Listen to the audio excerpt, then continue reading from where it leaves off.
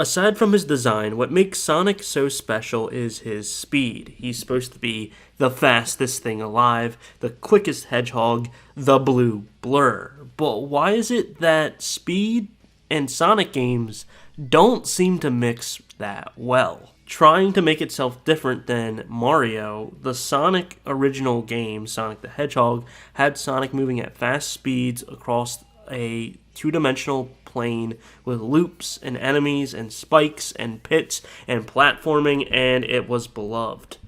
But I don't really like it, and I know that's going to get some people mad, but I just don't like the idea of holding to the right and then just kind of guessing where you're going to land. If you go too fast, you could fall into a pit or into an enemy. If you don't time a jump perfectly, then you fall to your death. Or you have to stop all momentum and wait for a slow-moving platform to get to you to hop on to get over to the other side. To me, it's inventive and it innovated the franchise, obviously. And it was something different than what Mario did. But I don't necessarily think speed and Sonic really works in video games. Speed in general is very tough to capture when designing a video game. If your character is actually moving really fast, you can't take the time to absorb the world around you. You can't be immersed in it. You can't appreciate the assets and theming and design of it if you're just blaring through. In addition, if the level isn't long enough, you're going to be done the level really quickly because of how fast you are going. I think this is a big problem when it comes to like the boost formula for Sonic games. But we're going to rewind it back to Sonic Adventure and Sonic Adventure 2, which are some of my favorite, if not my favorite, Sonic games.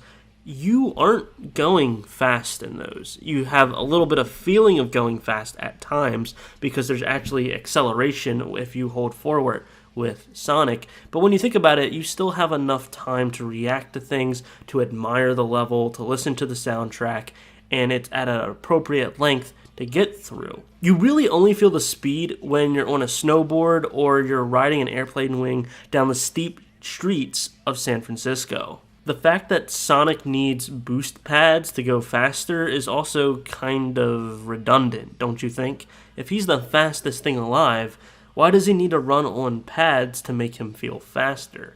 It just doesn't quite feel right. But then you have something like the boost formula games, Sonic Unleashed, Sonic Colors, where you are going fast. You feel fast and you're just ripping through levels. Sonic Generations as well. However, with that, it's kind of hard to enjoy the scenery and the music, especially if you get through the level super, super quick. There's just something about it, along with the control.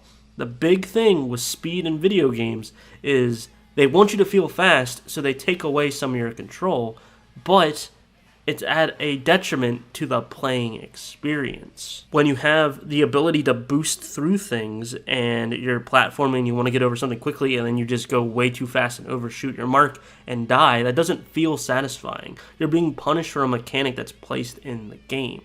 And it's really something you have to mentally prepare for with these games, because whether it takes you to a complete side-scrolling section or you're now in a platforming section, you have to completely get your hand off the boost button, because if you even tap it ever so slightly, you hurl off into the ether and you lose a precious life. And so it's a very interesting balance that the developers, I personally think, haven't yet figured out. Sonic 06 had this thing where they went back to the adventure-style gameplay where you weren't going super fast, so that way you could do platforming and stuff. Now, the game has a lot of problems. That's besides the point. I'm just talking about what they were trying to do with the game. And then at the end of the levels, you had this breakneck, fast-paced boosting, move a little bit to the right, you die sort of thing, where you're going at breakneck speeds, you're blasting through, and you really feel fast, but the control was abysmal and basically unplayable. I think Sonic Forces was kind of like the nail in the coffin for me for the boost formula, because my goodness, if you boost even an inch off the ground, you are flying and you are not getting back onto the stage, you are dying and you have to restart, and it's just so infuriating. The lack of control with boosting in that game, also the game's just terrible in general, drives me bananas. And then you have Sonic Frontiers, where when you play it, you are slow. Like, yeah, you can boost, yeah, you can collect rings to increase speed. You are slow. Like, when you play Sonic Generations and then jump over to Sonic Frontiers, the speed, the acceleration is astronomically different. Yes, you can change the settings, but Sonic does not feel fast at all, especially when doing the side-scrolling levels. He's at a sluggish pace, and to top it all off, like I've been saying, you don't have control. You either accelerate too fast when jumping or landing, or your start speed takes you flying in a second. They haven't gotten the controls right, I feel. And a lot of people kind of just let this be. It's just it's just a Sonic game, like, relax, or, it's always been this way, so it's fine. I don't think so. I really hope for future Sonic games, and I'm not expecting this to be in Sonic X Shadow Generations, because they're basically just, upscaling a game that's already been created and then throwing in Shadow's portion. But after that game, when they actually do new installments, whether it's Sonic Frontiers 2 or Sonic Adventure 3, I really hope the developers take some time to really work on the feel of how Sonic controls and how fast he goes, because I think those are detrimentally important to the game and the overall experience for the players. I don't necessarily have a problem with the Sonic Adventure speed for Sonic, but it is a little bit desired to go a little bit faster. And then the boost formula, when you think about it on paper, should be genius, and Unleashed kind of brought that era into the Sonic franchise, but then they kind of couldn't figure out how to make level designs work, and the control was abysmal. So I really think the developers for Sonic Team need to actually sit there and develop some tests and really work on, one, how fast is Sonic going to go? Can we at least find a way to give the illusion that he's going faster than the player actually is making him move?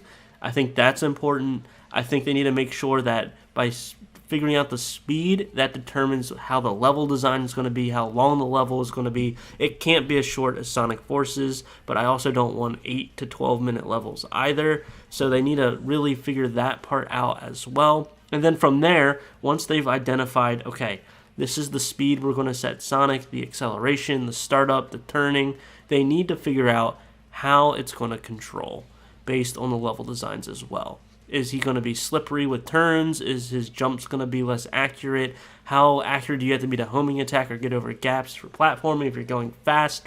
You shouldn't be penalized for these things for being the fastest thing alive. You should be rewarded for making top speeds and just trying to get through as quickly as possible. Am I going insane here? I might be, but I actually think 06 kind of had the right idea, in the sense that you have a level designed around an adventure style, where you can platform, you can time your jumps correctly, and there are portions where you speed up and go a little bit fast. And then once you get through that chunk of the level, then at the end you have a super speed level where you really just go full throttle, pedal to the metal, go at it. Now, obviously, I would want the developers to make it a little bit less janky and touch it up a bit, but I personally think, and that could also be my adventure bias that I very well have, I think that's kind of the way these future levels should go. Take the speed of Sonic or Shadow in Sonic Adventure, increase it by 0.5 or 1.5, and then at the very end of the levels, have a segment where something happens and they just need to go as fast as possible. Maybe it's even a time sequence where you have to get to the end as quickly as possible. The timer's running down. You're seeing things blow past you at supersonic speeds, and then you make it to the end. They could pull from Frontiers right there. You could do a stage, get to the Chaos Emerald, then go Supersonic or Super Shadow, and boost your way through the rest of the level at supersonic speeds, and then something happens and you reset the emeralds, and then, how they did in Frontiers. There's a lot of things they can do to make this work. I just really want Sonic to be fast in a video game, but it to be rewarding and to control well and to feel good while doing it. And I can't be the only one. If you agree, let me know down in the comments. If you disagree, I would also like to hear your comments down below. I'm OCDsaster, and I hope you have a super Sonic rest of your day. See ya.